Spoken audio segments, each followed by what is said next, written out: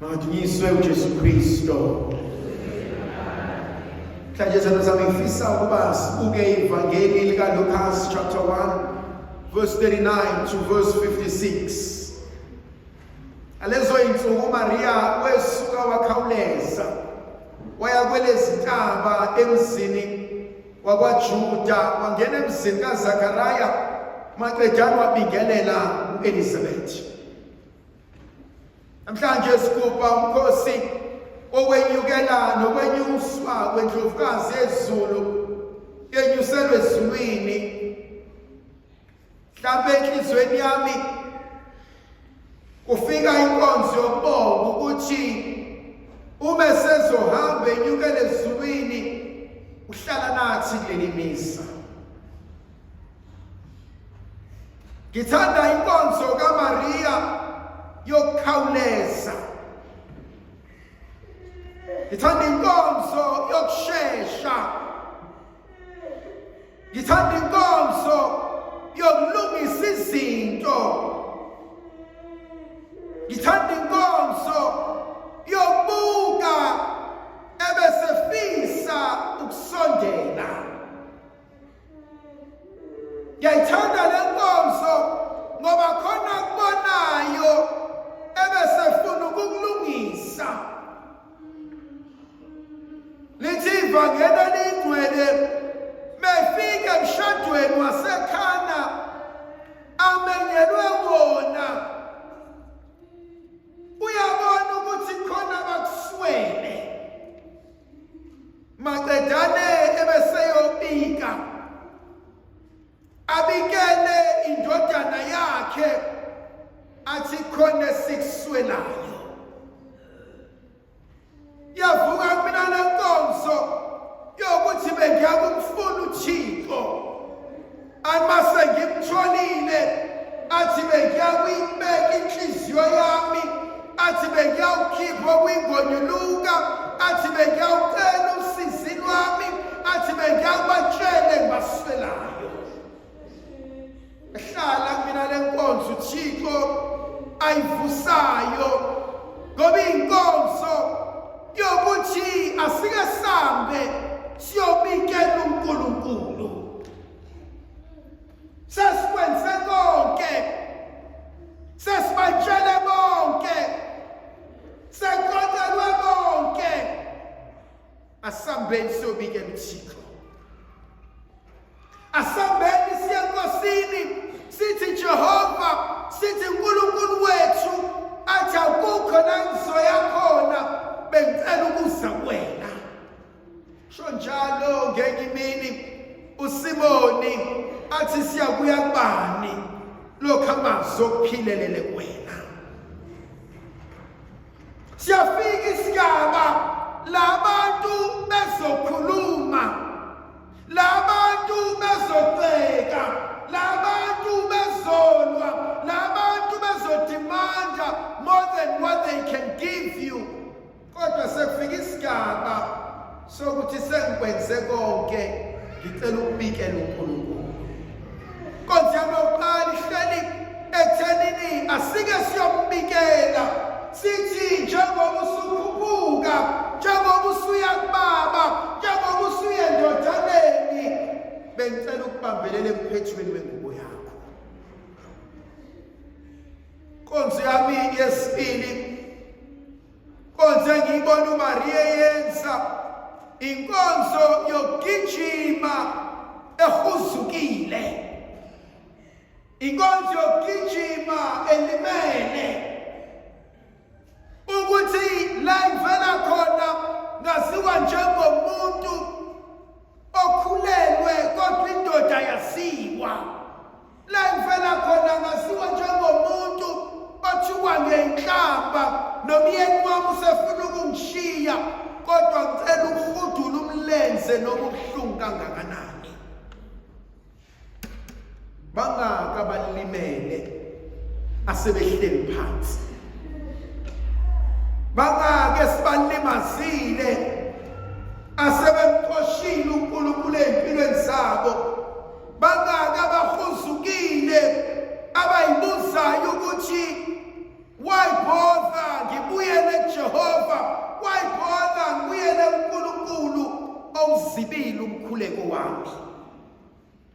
namhlanje kuyavuka kumina ukuthi akuxhugele siyakhona. Namhlanje kuyavuka kumina awusondele unamabiba njalo, awusondele bekuhleka, awusondele bekuthuka, awusondele na ungasayiboni ufanele. Avuka kumina lenkonzo ukuthi sonke sinezinto edlula kusona. Athi ocula kamnandi, athi ngendlala indumiso, athi phekwa lameva ukuze uThixo akhonzeke kahle. Akuve kulula ukudumisa uNkulunkulu uma zonke izinto zisahamba kahle. Akuve kulula ukubona ubugcwele bakhe uma yonke into isahamba kahle, kodwa mhlawumbe inkonzo esibizelwa kuyona ukumdumisa ngekho lutho ebhenki. Ukumdumisa uyifakile i-application kwathiwa no regret, waya interview kwathiwa sikuthathanga, uthi noma kunje kodwa ngizakusuka kuyena. Inkonzo uNkulunkulu asibizela kuyona namhlanje, inkonzo kaMaria othi noma kuthiwa ngilimele kodwa ngifuna ukubona omunye umuntu ehlukumezekile. Yamthanda uMaria uma egijima. Uyahamba uMaria uya ku-Elizabeth, uye entabeni uyobona intombazane endala esithukwe yabizwa ngenyumba iminyaka ngeminyaka. Kodwa uMaria akafuni ukusho ukuthi namba mthukile nawe abakuthuke.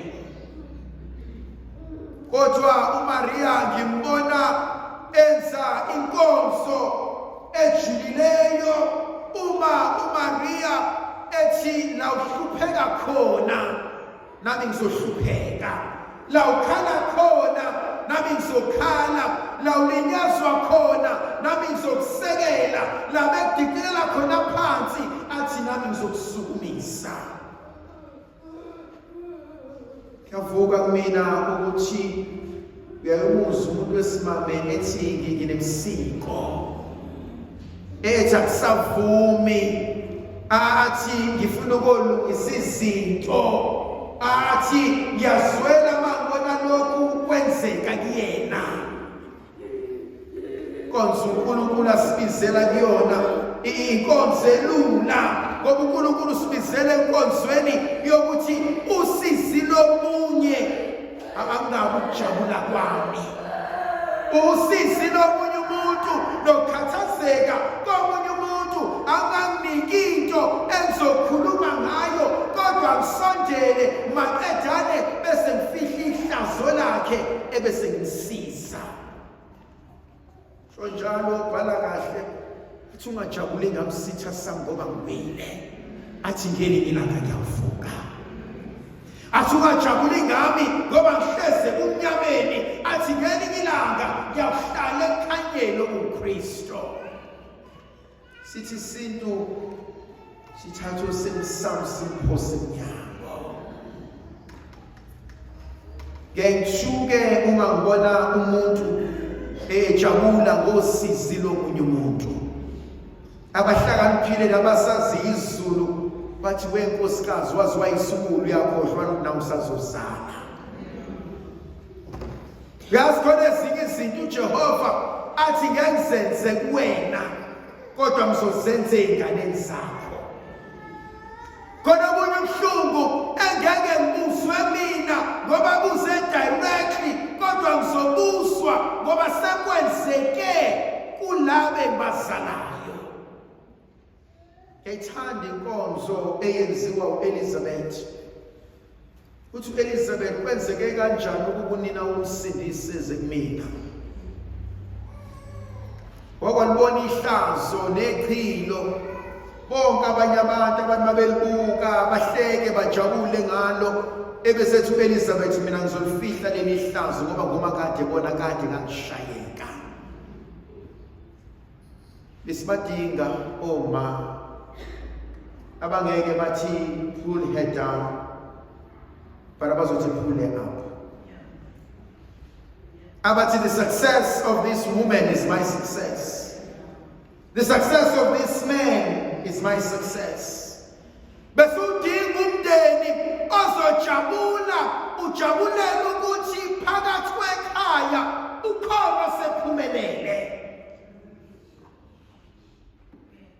Angendaba angciki ukuthi ubani, kodwa okusalayo seliphumelele iqadi.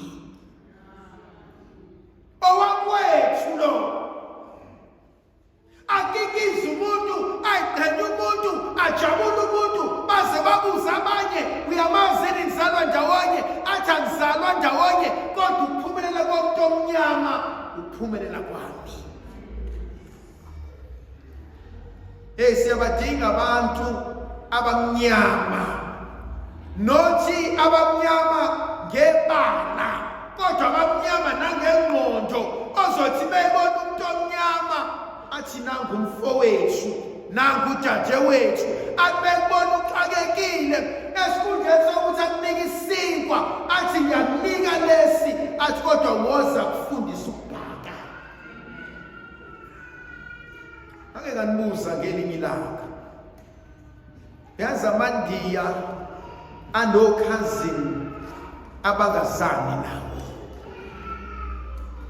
India buye kulona wathi ngicela ukufakela i-backloggers, lwafaka ama-backloggers, bese libuza lona ukuthi awashintshe ngani amakhethini, ufakeni, athi hayi noma ungafaka ama-blinds, uthi anginayo umuntu, lithi ndiyakhuleka, I have a cousin of mine ozokwenzela.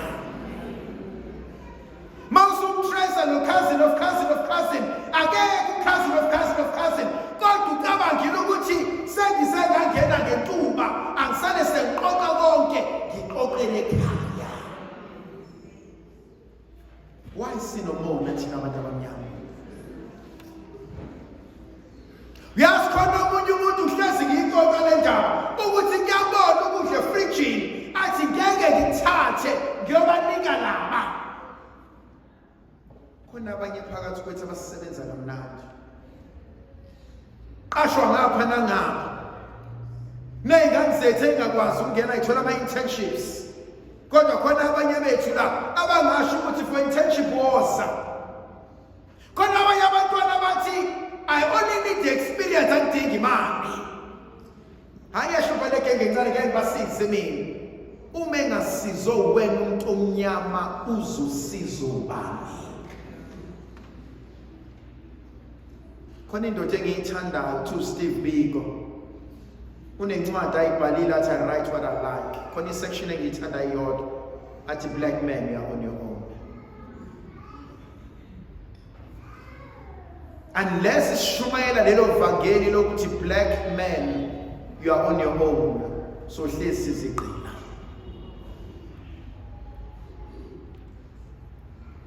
Ikuphi uNkulunkulu angangisiza ukuze ngisize omunye umuntu?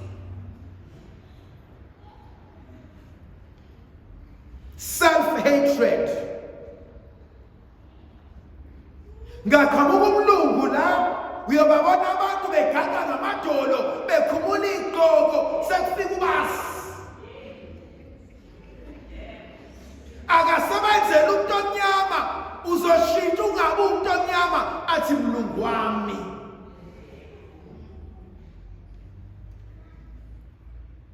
Masane kufika umlungu la siyakhuluma sonke isingisi, senginabeluka abawu-3 abafikile. Asambenzo gwala sonke-ke la abelungwini ke benza khona imisa, ngekuzwe ngeke amakayisele ndodana nomoya oqobeyo, ngoba isingisi uqala usuphume.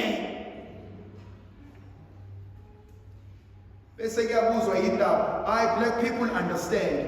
Khona nalento esihlulayo.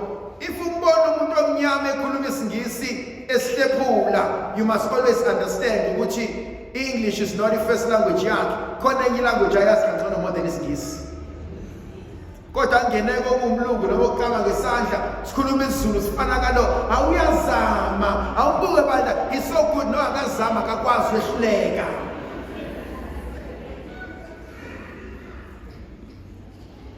Sengizoqeda. The last point engifuna ukukhuluma ngayo, why sinomona kangaka? Uma sembonile ukuthi nginamanzi lapha, why ngifuna ukuqeda wonke leyo 25,000 liters? Ngoba phela ngizokha, nawe uzokha, nawe akhe, nomunye akhe, asihlali ndawonye. Nemsebenzi njalo. We are all gunning for one thing. Sizothola training efanayo. Omunye osebenza leplazi, omunye osebenza lebhalito, omunye osebenza lebangeni, omunye osebenza lestek. So iphi inkinga? Isizulu sithe yakhela ngamaqubu enye. Why ngafuna ukubona umuntu omnyama ephumelela? Why ngijatshulisa ukuthi bahlezi becela imali kumina?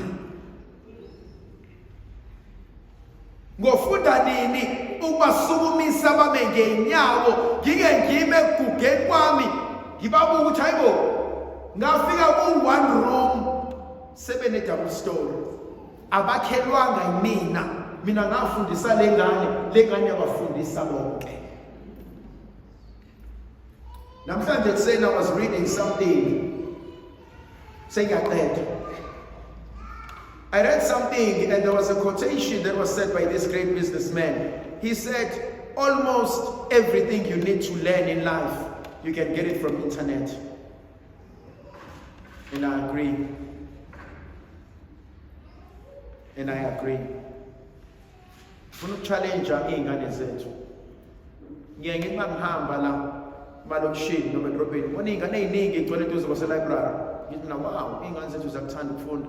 And only to realize we're trying to free access the internet. This can make you a millionaire. Kuthi ngidelele kancane. Tsani ngixolele ngizokhuluma inhlamba kodwa kulungile. No, ngizoyisho. This can make you a millionaire, or this can kwenza iseqa mgwaqo. How you use this will determine who you are in life. Amen.